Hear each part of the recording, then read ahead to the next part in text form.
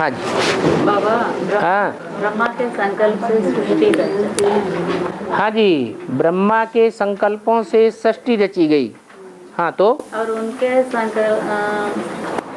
संकल्प से गेट भी खुलेगा। हाँ, ब्रह्मा के संकल्प से गेट भी खुलेगा।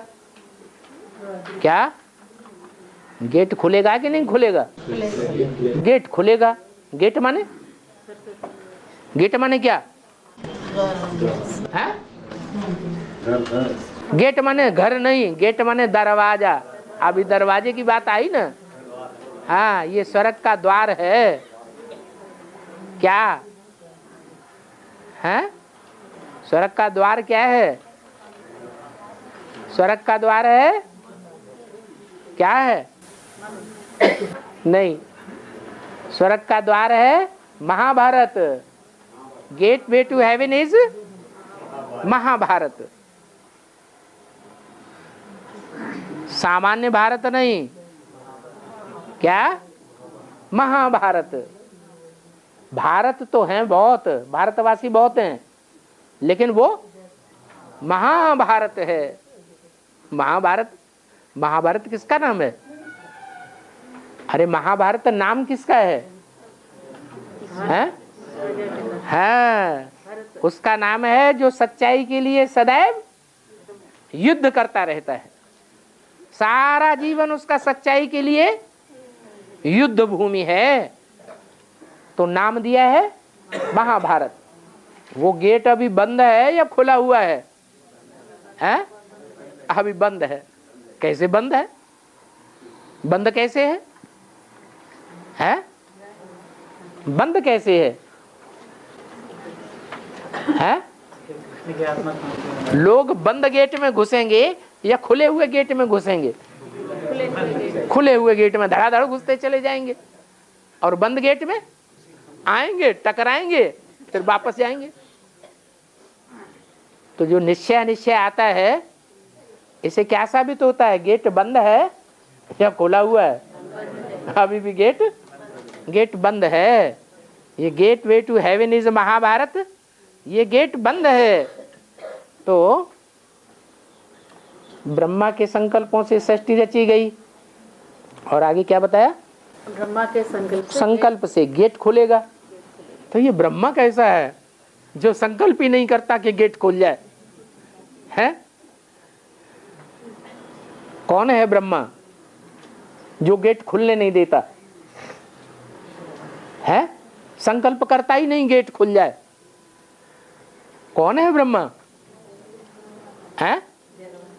हाँ, ब्रह्मा जिनके जिनके नाम हैं, प्रजापिता ब्रह्मा अलग, लेकिन ब्रह्मा तो बहुतों के नाम है। उन बहुत ब्रह्मा जिनके नाम हैं, उनमें पहला नंबर कौन है? जगदम्बा। यज्ञ के आदि में शिव बाप जब आए तो किसका आधार लिया है? प्रकृति का आधार लिया है। जिस जड़त्व में ही प्रकृति का आधार लिया, वो प्रकृति माता हो गई। जड़त्व में ही माता है या चैतन्य बुद्धि है? जड़त्व में ही माता है। लेकिन मुर्दे को कोई माता कहता है क्या? है? तो कैसी माता भी चाहिए? चैतन्य माता भी चाहिए, जो कुछ समझे। तो चैतन्य माता कौन हुआ? नहीं, वो तो संपन्न रूप है, वो तो ब्रह्मा नहीं है। विष्णु को ब्रह्मा नहीं कहा जा सकता। विष्णु माने जिसमें नो विषय टाल, विषय वासना का नाम निशान नहीं। तो ब्रह्मा कौन है? वो चैतन्य चित्त शक्ति वाला है। कौन? अरे प्रजापिता ब्रह्मा है ना। तो जो प्रजापिता ब्रह्मा है वो है पहला ब्राह्मण। ब्रह्मा कौन है असली? जगदम्बा है ब्रह्मा, और प्रजापिता ब्रह्मा है पहला ब्राह्मण। तो वो ही हुआ gateway to heaven is Mahabharat.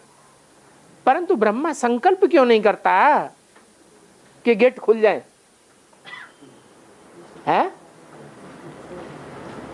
अरे अभी तक तो पूरी ज्ञान नहीं समझ।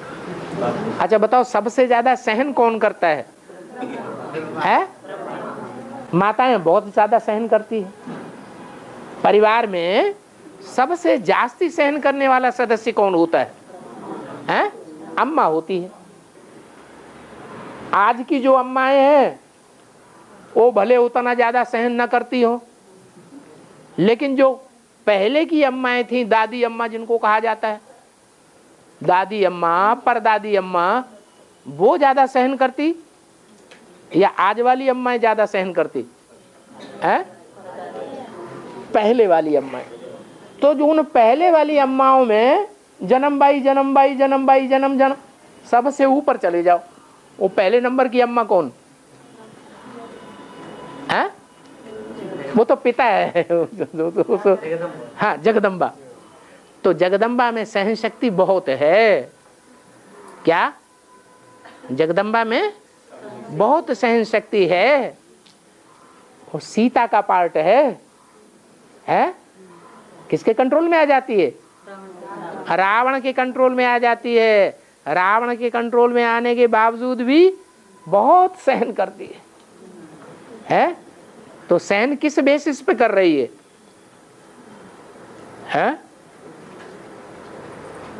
अभी जो जगदम्बा का पार्ट है वो अंतिम जन्म का पार्ट है या पहले जन्म का पार्ट है?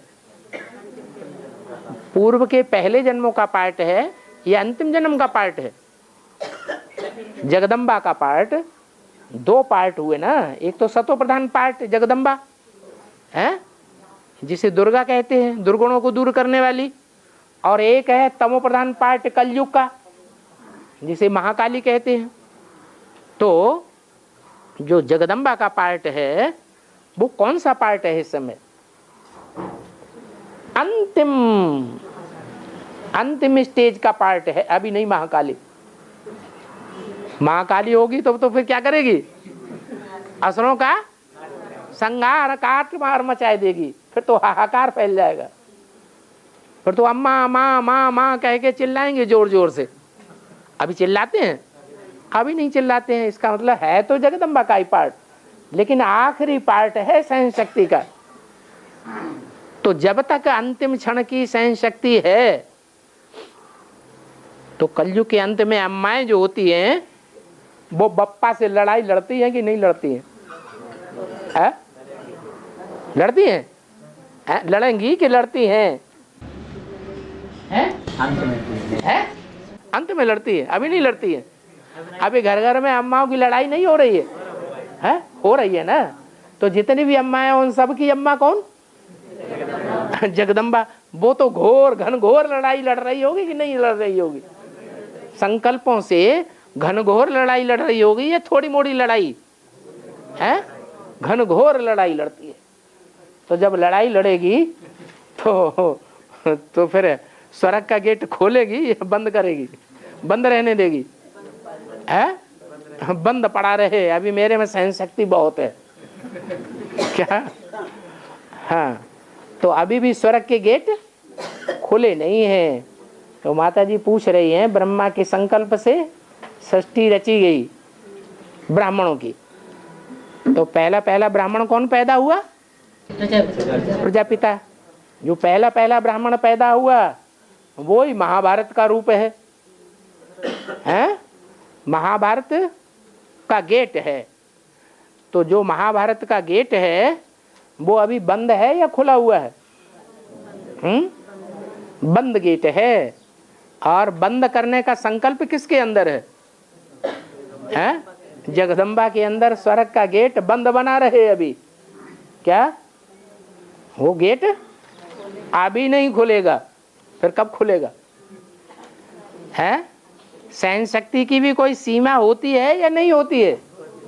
हाँ, जब आती की सहन शक्ति धारण करनी पड़ेगी, सीमा से बाहर हो जाएगा, तो फिर स्वर्ग का गेट तब खुल जाएगा। क्योंकि माताएं ही स्वर्ग का गेट खोलती हैं। तो अभी माताएं थोड़ा बहुत सुख ले रही हैं कि नहीं जिंदगी का? अभी स्वर्ग का सुख दुनिया का ले रही हैं। तो जब तक दुनिया में सुख के गेट नहीं खुलेंगे, कब तक? जब थोड़ा बहुत सुख मिल रहा है। जब बिल्कुल ही दुख हो जाएगा, चारों तरफ से दुखी ही दुख हो जाएगा, एक एक संबंध ही दुखदाई हो जाएगा, तब स्वर्ग के गेट। तो ब्रह्मा फिर कौन सा संकल्प करेगा?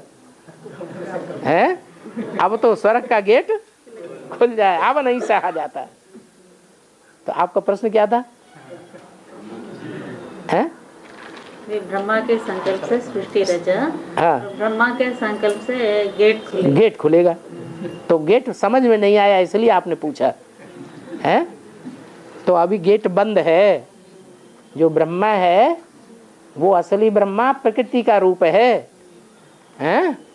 और जो प्रकृति के 5 तत्व हैं वो अभी तमो प्रधान है या सतो प्रधान है? तमो प्रधान है। वो रावण के 5 रूप हैं, जो मंदोदरी के 5 सिर दिखाए जाते हैं, हैं? 5 सिर पुरुष के और 5 सिर स्त्री के रूप मंदोदरी। तो अभी मंद बुद्धि है।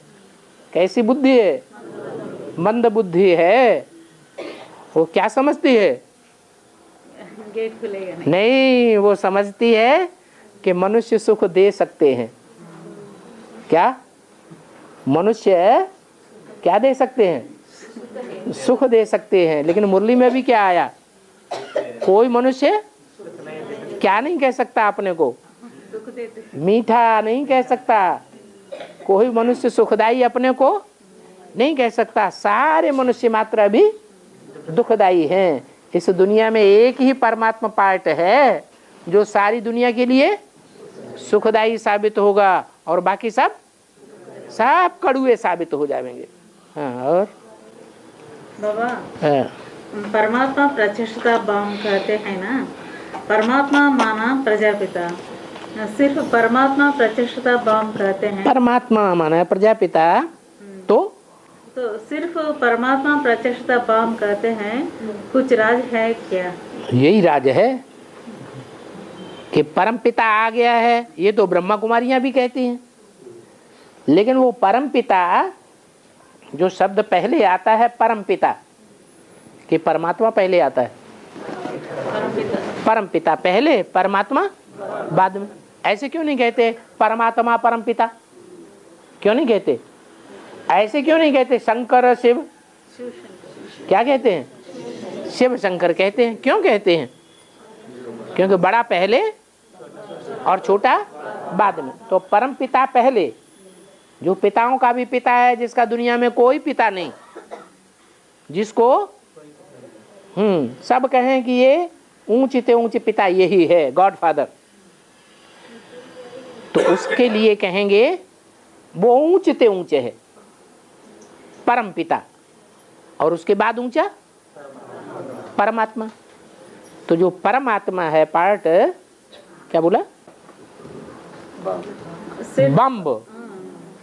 परमपिता बम्ब नहीं, परमात्मा बम्ब। हाँ, तो ब्रह्मा कुमारियां परमपिता आ गया है ये तो जान गई, ये बम्ब नहीं है। क्या? वो तो सारी दुनिया मानती है कि निराकार परमपिता परमात्मा इस सृष्टि पर सर्वव्यापी है। तो ये कोई बम्ब नहीं है। बम्ब क्या है? क्या छुपा हुआ है? हाँ, जो छुपा हुआ है वो ये छुपा हुआ है कि वो परमपिता किस में प्रवेश करके पार्ट बजा रहा है, ये बम्ब है। क्या? अभी जो 8 प्रश्न निकले ना, उन प्रश्नों में पहला प्रश्न क्या है? हैं? ब्रह्मा कुमारियां ये तो कहती हैं क्या कि परमात्मा सर्वव्यापी नहीं है, लेकिन एक व्यापी कहाँ है? वो एक तो बताओ। तो वो परमात्मा बम्ब अभी फटा नहीं है। क्या? एडवांस वाले भी वो पोस्टर तो छपा रहे हैं, लेकिन पोस्टर छपाना अलग बात, और उस बात को संसार के सामने क्लियर करके दिखा देना, प्रत्यक्ष करके दिखा देना, साबित करके दिखा देना, ये अलग बात। तो वो परमात्मा बाम अभी फटा नहीं है। हाँ, तो परमात्मा माना प्रजापिता, सिर्फ परमात्मा प्रचेष्टा बाम कहते हैं। हाँ, कुछ राज है क्या? यही राज है कि वो परमात्मा अभी पक्का पक्का किसी के सामने 100% प्रत्यक्ष नहीं है। कोई कहेगा, हाथ उठाओ, कौन कहेगा कि प्रत्यक्ष है? आज विश्वास बैठता है और कल अनिश्चय पैदा हो जाता है। तो सब किया कराया, गुरु गोबर कर दिया। हाँ, बाबा, ब्रह्मा विष्णु शंकर जड़ मठ में चक्कर नहीं आते। नहीं आते। हाँ, कैसे? हाँ, जन्म माने ज्ञान में आना, जन्म माने ज्ञान में आना, और मरण माने अज्ञानी बन जाना। क्या इस समय जो ब्रह्मा जिस तन में मुख्य पार्ट बजाय रहा है वो निश्चय बुद्धि है या अनिश्चय बुद्धि है? ज्ञान चंद्रमा ब्रह्मा सर पे दिखाते हैं ना, तो जिसके सर पर दिखाते हैं वो निश्चय बुद्धि है या अनिश्चय बुद्धि है? निश्चय बुद्धि है। तो उसका सदैव ही जन्म है कि मृत्यु भी होती है? है? वो सदैव ही जिंदा है या मृत्यु भी होती है? जिंदा होना माने निश्चय बुद्धि और मृत्यु माने अनिश्चय बुद्धि। तो वो भाल चंद्र जिसके मस्तक पर चंद्रमा है वो पार्टधारी अभी निश्चय बुद्धि है या अनिश्चय बुद्धि? जिंदा है या मृत्यु में है? हैं? निश्चय नहीं ना, पूरा निश्चय। प्रजापिता को पूरा निश्चय नहीं है। हाँ, तो उसी की तो बात हो रही है। हैं? जिसके मस्तक पर चंद्रमा है वो चंद्रमा की बात नहीं हो रही है। हैं? हाँ, तो जो शंकर जो है, शंकर जो पार्टधारी है वो निश्चय बुद्धि है, जिंदा है या मर गया? वो एक ब्राह्मण ये नहीं कहेंगे कि वो मर गया। अगर वो भी खत्म हो जाएगा तब तो खेल ही खलास हो जाएगा। फिर तो देवताओं की दुनिया आने वाली है ही नहीं। अच्छा, अब रहा दूसरा पार्ट, उसके मुख पर चंद्रमा है। तो जो चंद्रमा है वो ब्रह्मा की सोल है या नहीं? चंद्रमा है तो शंकर है, अगर चंद्रमा नहीं है तो बालचंद्र नहीं है, शंकर नहीं है, तो वो भी जिंदा है। क्या उसके लिए भी नहीं कहेंगे मर गया, जीवित ही कहेंगे ना। और तीसरा क्या? विष्णु। विष्णु कौन है? विष्णु है या नहीं है? कौन है फिर विष्णु? है? ये ब्रह्मा और शंकर तो एक ही शरीर के अंदर हो गए, फिर विष्णु कौन है? आज की मुरली में ही बता दिया है? अरे मुरली में बता दिया। अर्ध क्या बताया? अर्धनारीश्वर है। क्या? अर्धनारीश्वर का मतलब है कि आधा शरीर जो है वो स्त्री चोला है और आधे में परम पुरुष प्रवेश है। तो पुरुष भी है और वो स्त्री चोला भी है, इसलिए वो कंबाइंड होने के कारण विष्णु रूप है या नहीं है? इसलिए मुरली में बोला दुनिया की ऐसी कोई बात नहीं जो तेरे पर लागू न होती हो। तो तेरे पर विष्णु लागू होता है या नहीं लागू होता है? विष्णु भी है, वो अभी ब्रह्मा भी है तो विष्णु भी है तो शंकर भी है, वो त्रिमूर्ति शिव है। इसलिए एक को याद करो, कोई दूजम को याद न करो। है और बाबा परम नाम को जाने के लिए ना पुण्य के खाते नहीं रहना और पाप का खाते नहीं रहना। पुण्य का खाता नहीं रहना, पाप का खाता भी नहीं रहना। अभी पाप का खाता आत्मा के ऊपर ज्यादा चढ़ा हुआ है या पुण्य का खाता ज्यादा चढ़ा हुआ है? पाप का खाता गठरी बहुत बड़ी हो गई और पुण्य का खाता तो बहुत थोड़ा, कहीं कहीं कभी कभी अवस्था बहुत अच्छी बन जाती है? तो कौन सा खाता उदय होता है? पाप का खाता। है? जब अच्छी अवस्था बन जाती है कभी कभी, तब कौन सा खाता उदय होता है? पुण्य का खाता उदय होता है। और अवस्था डाउन होती जा रही है या चढ़ती जा रही है? डाउन ही होती जा रही है। जब से ज्ञान में आए हैं, जब से जन्म लिया है, जब से निश्चय बुद्धि बने, तो पापों का खाता बढ़ रहा है या पुण्य का खाता बढ़ रहा है? श्रीमत की बरखिलाफी की और 1 गुना बोझ चढ़ता है कि 100 गुना बोझ चढ़ता है? 100 गुना बोझ चढ़ जाता है। तो उस हिसाब से पापों का खाते की वृद्धि हो रही है या घटोतरी हो रही है? वृद्धि हो रहा है पापों की वृद्धि हो रही है। तो पापों का खाता बहुत बढ़ रहा है और पुण्य का खाता ना के बराबर। अब आगे चल के और ज्यों ज्यों आगे बढ़ते जाएंगे तो पुण्य का पलड़ा हल्का होता जाएगा और पाप का पलड़ा भारी होते होते होते एकदम जमीन पर बैठ जाएगा। बट्टा बैठेगा उठ जाएगा, बट्टा बैठ जाएगा। तो पुण्य की तो बात ही छोड़ दो। अब क्या अभी पुण्यात्मा तो कोई है ही नहीं, सब पापात्मा है। माया ने सबको पापात्मा बनाई दिया। अब पाप की बात करो कि पाप की गठरी खत्म हो जाए तो हम परम धाम में जाए। तो पाप की गठरी के लिए बता दिया कि जब बाप प्रत्यक्ष होते हैं, क्या जब बाप प्रत्यक्ष होते हैं तो जो भी बच्चे हैं नंबरवार, नजदीकी या दूर वाले? नजदीकी, उनके पाप का खाता बाप के सन्मुख होय जीव मोय जब ही जन्म कोटि अघनाश। अब कोटि जन्म तो कल्प कल्पांतर में हुए होंगे, उन्हें तो पता नहीं है कि जन्म कितने होते हैं। 84 जन्म होते हैं। तो 84 जन्म में भी 21 जन्म में तो पाप ही नहीं होते। पाप कितने जन्म में होते हैं? 63 जन्म की बात करना चाहिए, लेकिन भक्तों ने क्या कह दिया?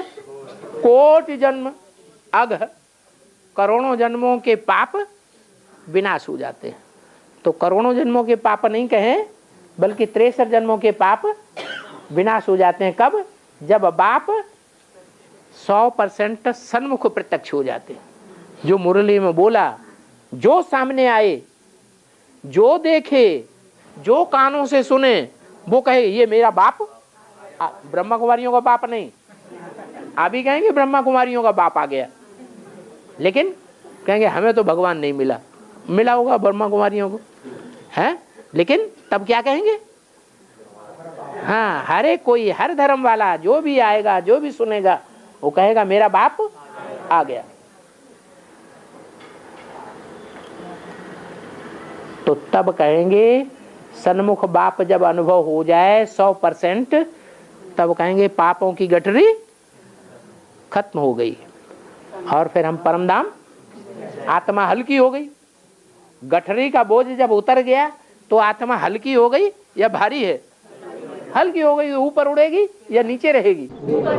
अभी बोझ है तो कहाँ पड़े हैं? बार बार बुद्धि को ऊपर ले जाने की कोशिश करते हैं। 1-2 सेकंड, 2-5 सेकंड ज्यादा जाए, 1-2 मिनट ऊपर, बाकी फिर नीचे। क्या करें? कोई ज्यादा ताकत लगाता है ना, किसी के ऊपर वजन रखा हो, ज्यादा ताकत लगाएगा तो थोड़ी देर के लिए ऊपर उठाएगा। जैसे सीरियल में दिखाते हैं, रावण ने पहाड़ उठाया, कैलाश पर्वत उठाया, तो उठाता था, बहुत सारी ताकत लगाते थे, तो ऊपर उठा थोड़ा और फिर नीचे। तो यही हालत है। अभी कोई पूरा ऊपर परमधाम में जा ही नहीं सकता। उसके लिए क्या करना पड़े?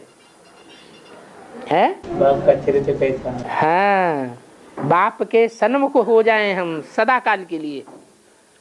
अभी थोड़े समय के लिए सन्मुख अनुभव होता है, अरे ये सारे अखबार तो ऐसे ऐसे कह रहे हैं, सारे टीवी चैनल ऐसे ऐसे बोल रहे हैं, सब ब्रह्मा कुमार कुमारियां ऐसे ऐसे बोल रही हैं, हमारे सारे रिश्तेदार देखो कैसे कैसे खराब खराब बोलते हैं, पड़ोसी ऐसे ऐसे बोलते हैं, अरे जरूर कुछ दाल में काला है। तो जब दाल में काला अनुभव होता है तो अनिश्चय पैदा हो जाता है। अनिश्चय पैदा हुआ माना मर गए। और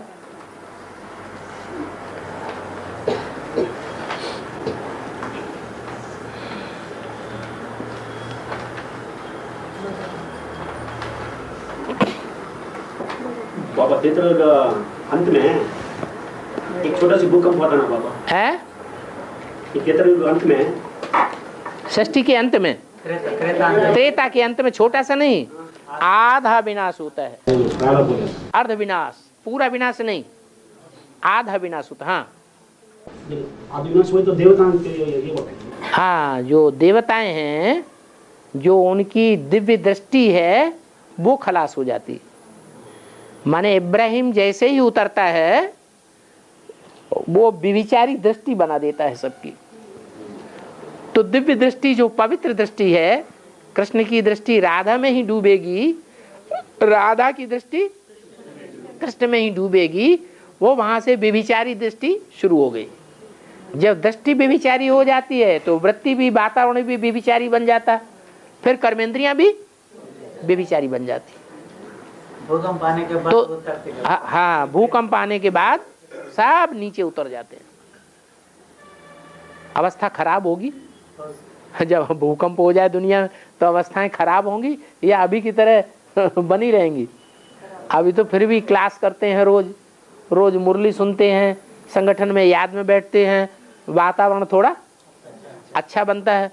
फिर जब भूकंप होता है तब ये सब खलास, तो अवस्था नीचे ही गिरेंगी फिर।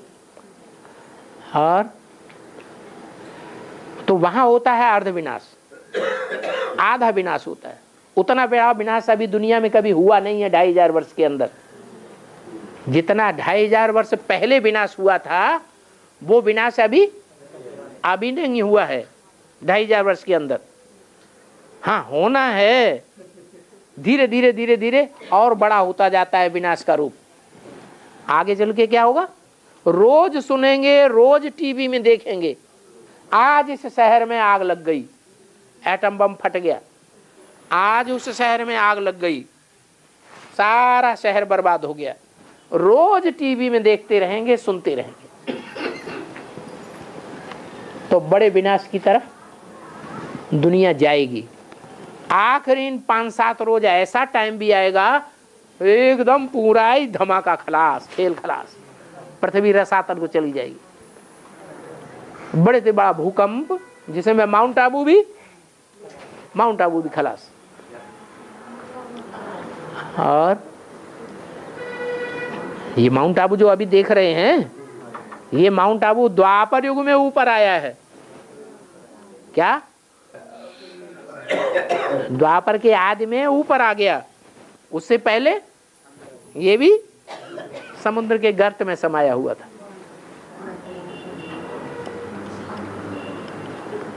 और जल्दी जल्दी बोलो।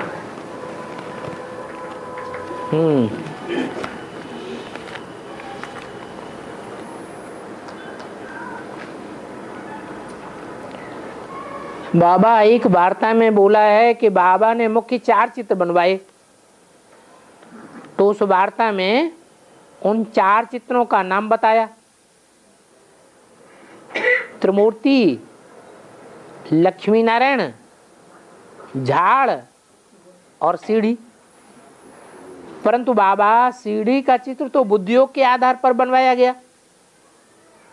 बनवाया किसने है? बनाया गया तो बुद्धियोग के आधार पर, लेकिन वो बुद्धि किसने दी? बुद्धिमानों की बुद्धि कौन? शिव बाबा। बुद्धिमानों की बुद्धि शिव बाबा। और शिव बाबा जो है वो कलयुग के अंत में आता है तो भारतवासियों को ज्यादा बुद्धि देता है या विदेशियों को ज्यादा बुद्धि देता है? ज्यादा बुद्धिमान कौन होते हैं? विदेशी ज्यादा बुद्धिमान होते हैं। विदेशियों में भी जो ऊपर से आने वाली आत्माएं हैं वो ज्यादा बुद्धिमान होती हैं या वो ऊपर से आने वाली आत्माएं जिनमें प्रवेश करती हैं वो ज्यादा बुद्धिमान होती है?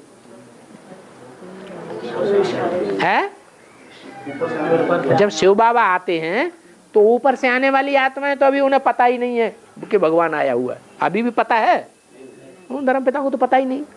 हाँ, वो जिसमें प्रवेश करते हैं वो अभी बैठे हुए हैं बीके में, आधार मूर्त में, है कि नहीं है? वो आधार मूर्त में बैठे हुए हैं। लेकिन वो आधार मूर्त ज्यादा बुद्धिमान है या उन आधार मूर्तों को भी जो जन्म देते हैं द्वापर में वो ज्यादा बुद्धिमान है? वो ज्यादा बुद्धिमान हुए बीज रूप आत्मा। वो कहाँ बैठी हैं? एडवांस में बैठी हुई है। तो उन्हीं की बात है ये।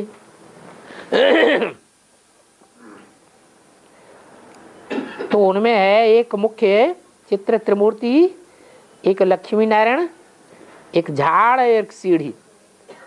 तो सीढ़ी का चित्र बुद्धियोग के आधार पर बनवाया। सीढ़ी का जो चित्र है वो किसके द्वारा बनवाया गया? कोई बुद्धिमान बच्चा है, बुद्धिमान बच्चा कलयुग के अंत में, उसके द्वारा बनवाया। तो कौन हुआ? जो विदेशियों का बीज है। विदेशियों में भी ज्यादा बुद्धि किसकी चलती है? इस्लामियों की या क्रिश्चियंस की? हैं? क्रिश्चियंस ज्यादा बुद्धिमान है। इस्लामी तो काम विकार भोगते भोगते ठर्र बुद्धि हो गई। तो वो क्रिश्चियंस का जो आधार मूर्त आत्मा है उसके द्वारा सीढ़ी का बड़ा चित्र तैयार होकर के आया। हाँ, बुद्धियों के आधार पर बनवाया गया था। तो सीढ़ी का चित्र का नाम क्यों लिया? षष्ठ चक्र का नाम क्यों नहीं लिया? अरे त्रिमूर्ति है तो उसमें मुख्य पार्टधारी कौन है जिसके द्वारा कार्य संपन्न हो जाता है? त्रिमूर्ति के चित्र में वो मुख्य पार्टधारी कौन है जिसके द्वारा कार्य संपन्न हो जाता है? स्वर्ग के गेट खुल जाते हैं। वो कौन सी मूर्ति है? नहीं, शंकर द्वारा खुलता है कहीं पर?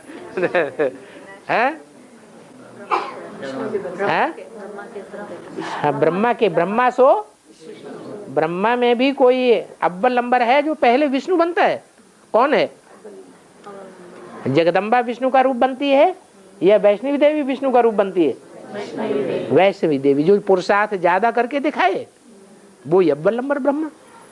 तो जो अव्वल नंबर ब्रह्मा है जो विष्णु पहले बनता है, अव्वल नंबर विष्णु बनता है, वो विष्णु के हाथ में कौन सा शस्त्र दिखाया जाता है? चक्र दिखाते हैं। तो लक्ष्मी नारायण का चित्र है तो उसमें सुदर्शन चक्र तो है ही, और त्रिमूर्ति का चित्र है तो भी उसमें विष्णु का सुदर्शन चक्र तो है ही। वो अलग से चित्र है ही नहीं, इसलिए उसको अलग से नहीं गिन सकते। वो एक ही चित्र है जो दोनों मिलकर के एक बनते हैं। और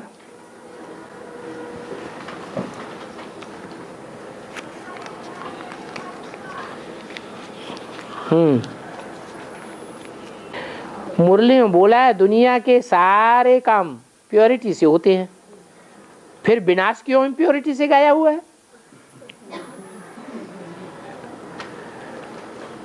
अच्छे काम प्योरिटी से होते हैं या बुरे काम भी प्योरिटी से होते हैं? हैं? अच्छे काम प्योरिटी से होते हैं। स्वर्ग काहे से स्थापन होता है? प्योरिटी से स्वर्ग स्थापन होता है, और नरक विचार से उत्पन्न होता है। तो वो इम्प्योरिटी हो गई।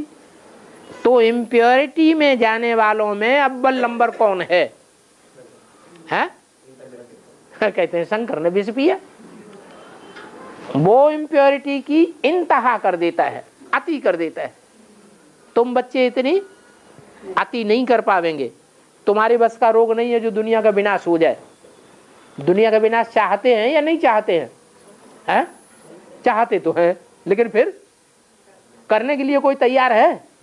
हैं? कि जब विचार सागर मंथन से विष का घड़ा निकलता है तो सब देवताएं असुर भाग खड़े होते हैं। हैं? कौन पीने के लिए तैयार होता है? एक ही है जो इसको पीने के लिए तैयार हो जाता है। तो वो विनाश का कार्य अच्छा कार्य सब समझते हैं या बुरा कार्य समझते हैं? अच्छा समझते हैं। अच्छा समझते हैं, भागते काय के लिए? अच्छा कार्य कर ले ना, भागी बना ले हैं? अच्छा कार्य है, ऐसे झूठ मूठ बोल दिया है? वो कार्य का शंकर करे तो ना स्वर्ग स्थापना बने। हाँ हाँ, लेकिन अच्छा कार्य है तो करो। नहीं करोगे? हाँ हाँ, नहीं करेंगे।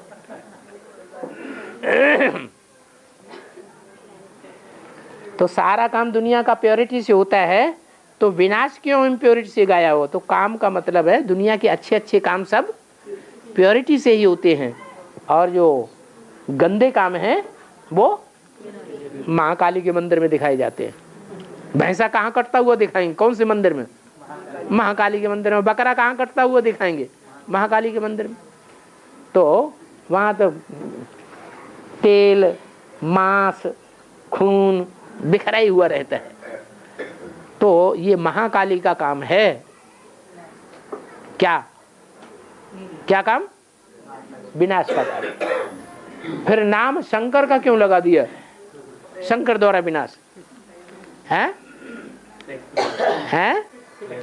हाँ, शंकर जो है कराते तो शंकर ही हैं, प्रेरणा तो शंकर की ही मिलती है, लेकिन करने वाली शक्तियां बनती हैं।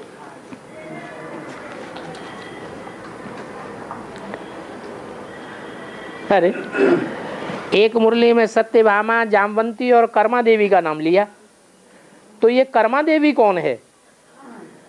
रुक्मिणी का नाम क्यों नहीं लिया? अरे कर्म जो किए जाते हैं कैसे किए जाते हैं?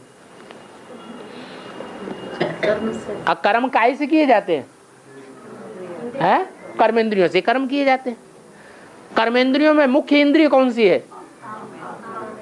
है जो बहुत पावरफुल है, बहुत खतरनाक भी है, काम इंद्रिय। तो जो काम इंद्रिय है वो ही मुख्य है ना, है? जो काम इंद्रिय मुख्य है उसी का बीज तो कर्मा देवी होगी।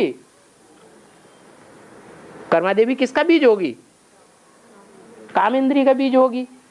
तो बताओ कि इस्लाम धर्म की वो बीज रूप आत्मा कौन सी है जो कर्मा देवी के नाम से प्रत्यक्ष होती है?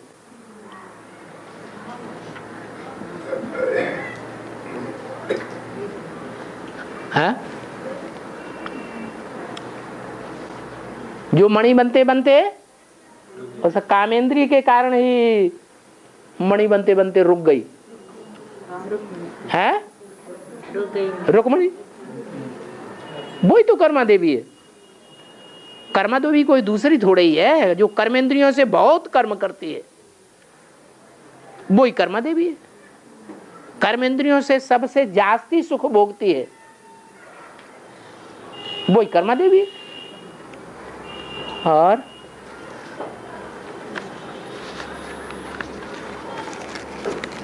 और बोलो,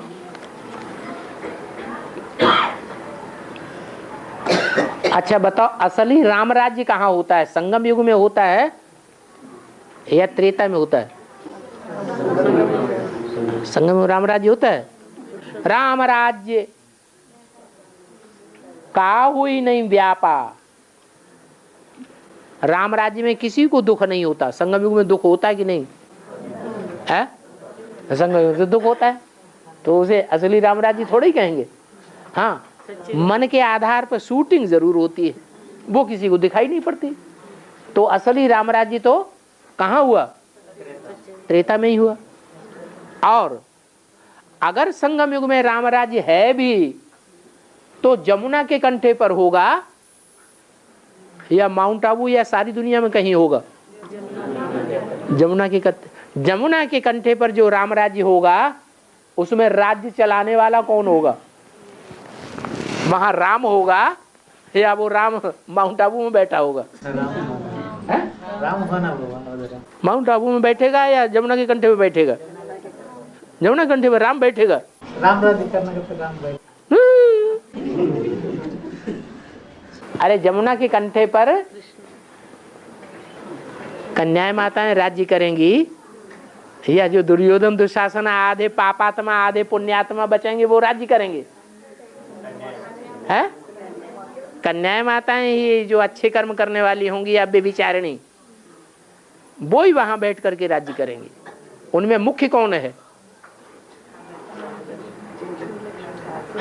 यमुना के कंठे पर राज्य करने वाली जो माताएं हैं उनमें मुख्य माता कौन है? कौन? धीरे से बोलते हैं। हाँ जोर से बोलो। लक्ष्मी है, काशी नगरी वो राज्य करेगी। अरे काशी नगरी तो बेचारी वजन ढोती है सारी, सारा फाउंडेशन उसके ऊपर जाता है। जैसे मकान बनता है ना, या कोई महल बनता है, किला बनता है, तो उसका फाउंडेशन जब डाला जाता है ना, तो फाउंडेशन नीचे होता है या ऊपर दिखाई पड़ता है? नीचे होता है। वो तो दिखाई नहीं पड़ सकता, वो नहीं किसी को दिखाई पड़ेगा, वो तो बहुत गहरी चीज है। उसको तो ब्रह्मा विष्णु और शंकर ही पहचान पाते हैं। क्या उसकी गहराई तो ब्रह्मा विष्णु और शंकर जैसे श्रेष्ठ त्रिदेव ही पहचान पाते हैं। उनकी पत्नियां भी नहीं पहचान पाती उस श्रेष्ठता को, कि हम जो कंगूरे पर वहां बैठे हैं ऊंचाई पर, उसमें आधार कौन है बैठाने वाला?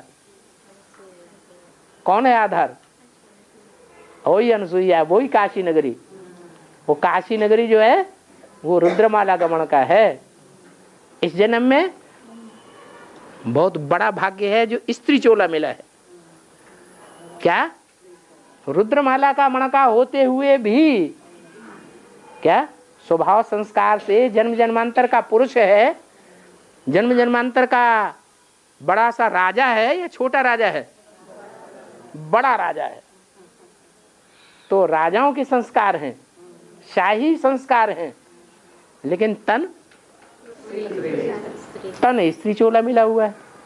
इसलिए वो स्त्री चोला का ज्ञान के आधार पर राम वाली आत्मा के बाद धारणा करने में, ज्ञान के आधार पर, योग के आधार पर सबसे जास्ती समझदार आत्मा कौन सी साबित होती है? रुद्रमाला का जो दूसरा मणका है वही तो साबित होता है। तो दूसरा मणका जो है वो बहुत गहरा है। उसकी गहराई को जो त्रिदेवियां हैं वो भी नहीं पहचान पाती। तो आयरा गहरा नत्थु खैरा क्या पहचानेंगे? क्या? और हाँ, तो संगम युग में जो राम राज्य है, उस राज्य को चलाने वाली कौन है?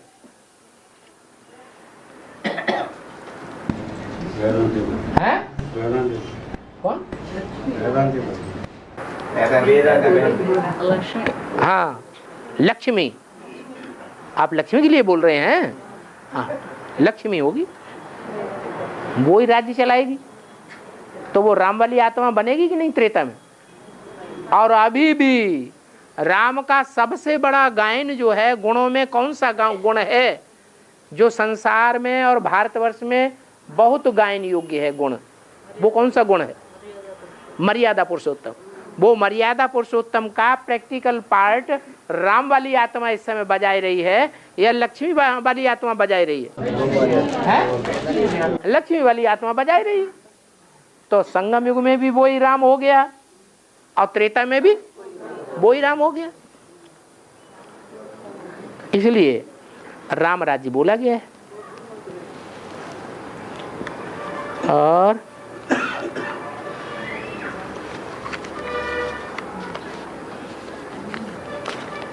बोलो बोलो, नहीं तो टाइम पूरा हो रहा है।